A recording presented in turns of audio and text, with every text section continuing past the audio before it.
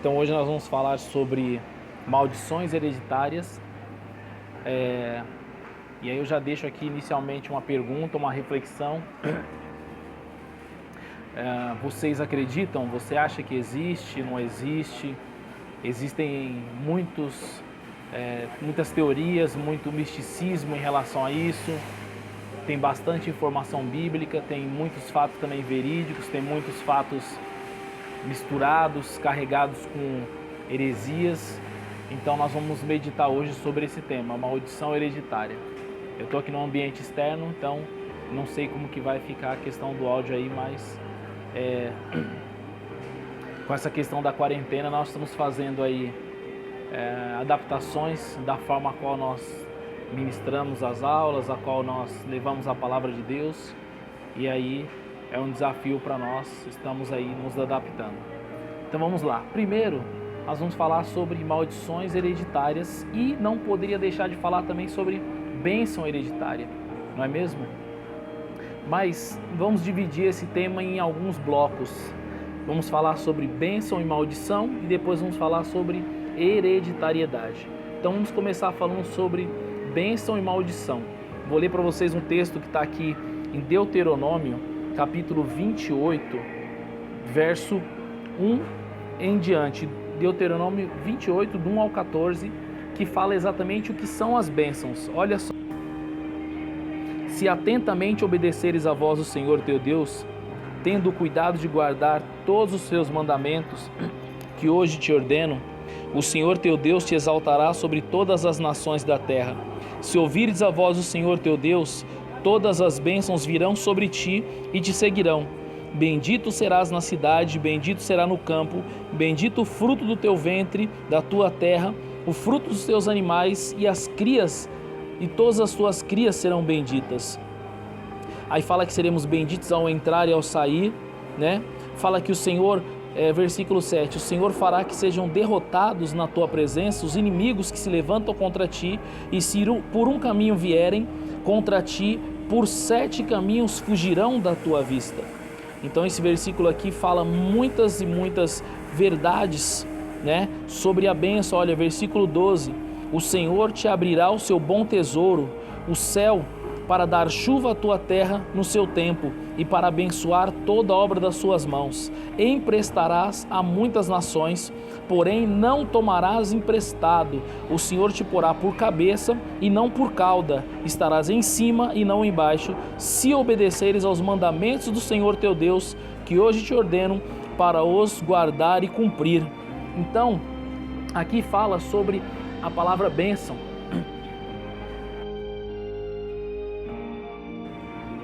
E a palavra bênção no original, a qual ela foi escrita, está ligado à submissão.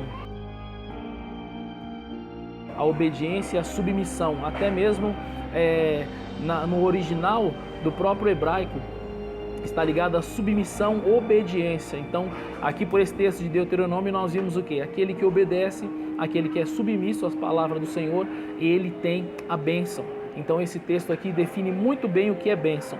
Agora vamos ver o que é maldição. Ainda Deuteronômio, capítulo 28, versículo 15. Mas se não deres ouvidos à voz do Senhor teu Deus, e não cuidares de cumprir os seus mandamentos e estatutos que hoje te ordeno, então virão sobre ti essas maldições e te atingirão. Maldito será a cidade, ele vai falando, maldito será o seu cesto. Versículo 18, maldito o fruto do seu ventre e o fruto da terra, maldito ao entrar e ao sair.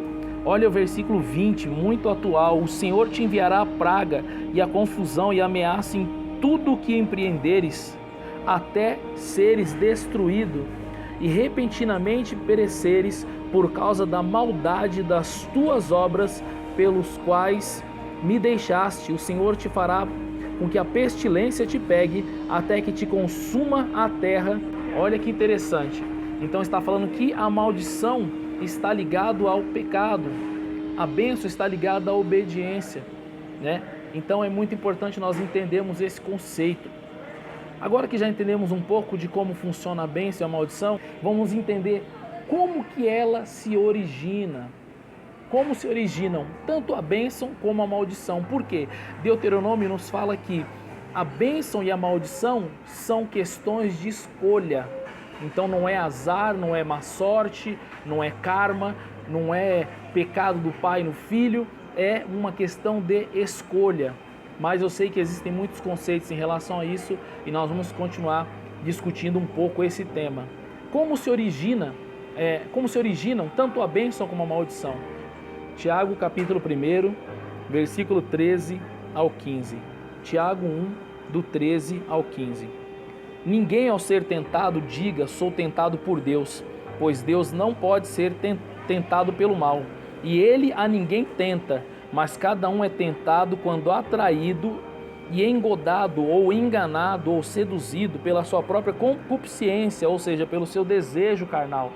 Depois, havendo a concupiscência concebido, dá a luz ao pecado, e o pecado, sendo consumado, gera a morte. Então aqui em Tiago nós vemos que tanto a bênção como a maldição, mas aqui em Tiago está ligado mais à maldição, mas nós podemos também interpretar que a bênção também se origina dessa forma.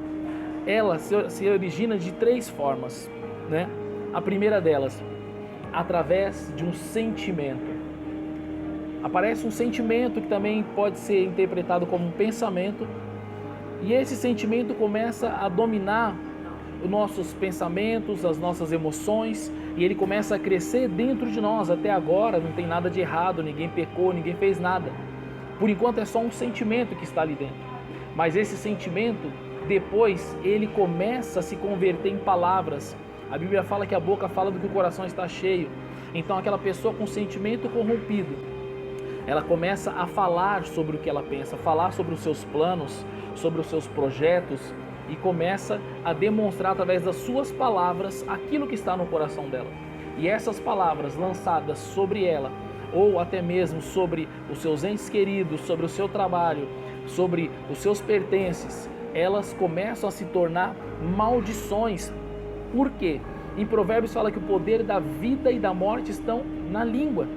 Então essas palavras começam a gerar uma malignidade, uma maldição ou uma bênção no mundo espiritual, através da palavra profética ou através da maldição. E depois que começou o sentimento, pensamento, palavras, aí sim entram as atitudes. Então a maldição pode ser, ou a bênção, ela pode entrar na nossa vida através de algumas portas. E essas maldições podem gerar até para gerações futuras. Mas elas entram através do quê? Elas entram através de... Inicia-se o sentimento, gera-se palavras de maldição ou de bênção, e depois através de atitudes, onde está em Deuteronômio, que nós podemos fazer as nossas escolhas. E as nossas atitudes podem abrir essa porta, tanto de bênção como de maldição. Lembrando que hoje estamos falando sobre maldições e bênçãos hereditárias. Não quero focar aqui somente na maldição. Pois não temos que lutar contra a carne e o sangue, e sim contra os principados, contra as potestades, contra os poderes deste mundo tenebroso, contra as formas espirituais das maldades nas regiões celestes. Então, essa malignidade se origina através do quê? De 3 formas também. Em primeiro lugar, não exatamente nessa ordem, mas também nós entendemos que tudo é espiritual. Ela se origina primeiramente no mundo espiritual. Satanás e seus demônios começam, se for a maldição, começam a colocar influência maligna em nossos pensamentos e sentimentos. E se for a bênção, o Espírito Santo começa no mundo espiritual a nos gerar um sentimento a qual nós buscamos obedecer a sua palavra. Então tudo se inicia no mundo espiritual. Também essa influência pode vir através do quê? De pessoas. Pessoas podem ser influenciadas pela sua carne ou influenciadas pelo inimigo. Existe uma cultura que diz que tudo é o diabo, mas muitas vezes são fruto de ações, das escolhas da própria pessoa, fruto de mágoas, ressentimentos, situações mal resolvidas, onde elas começam a vomitar sobre nós palavras malditas, conselhos, coisas que não provêm de Deus, ou de pessoas usadas pelo Espírito e podem nos abençoar, usadas pelo Espírito Santo, usadas pelo Senhor, podem nos abençoar e lançar bênçãos sobre a nossa vida. Em terceiro lugar, essa hereditariedade, ela vem através do quê? De costumes adquiridos, isso mesmo.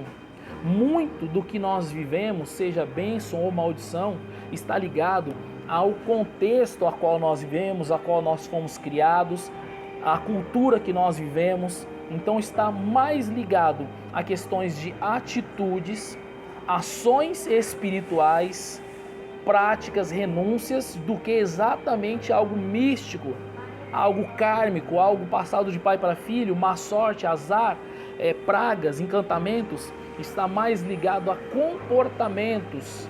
Por quê? A palavra de Deus fala que de Deus não se zomba. E aquilo que o homem plantar, ele vai colher. Isaías fala que nós vamos colher do fruto das nossas ações. Em Coríntios fala sobre a bênção da semeadura. De Deus não se zomba. E aquilo que o homem plantar, ele vai colher. Isaías fala que nós vamos colher do fruto das nossas ações. Em Coríntios fala sobre a bênção da semeadura. Então existem muitas palavras a respeito disso, não é mesmo? Agora nós vamos falar um pouquinho sobre a questão da hereditariedade. O que é hereditariedade? É uma herança que nós recebemos. Essa herança, nós recebemos essa herança através de 3 pontos também. O primeiro, através da nossa genética. Tem pessoas que herdam uma genética voltada para o esporte, uma genética voltada para a imunidade, outros herdam uma genética voltada para a diabetes, mal de Parkinson, doenças de pele. Então, geneticamente, nós recebemos uma herança dos nossos pais, dos nossos avós, dos nossos bisavós. E essa herança é fruto do quê?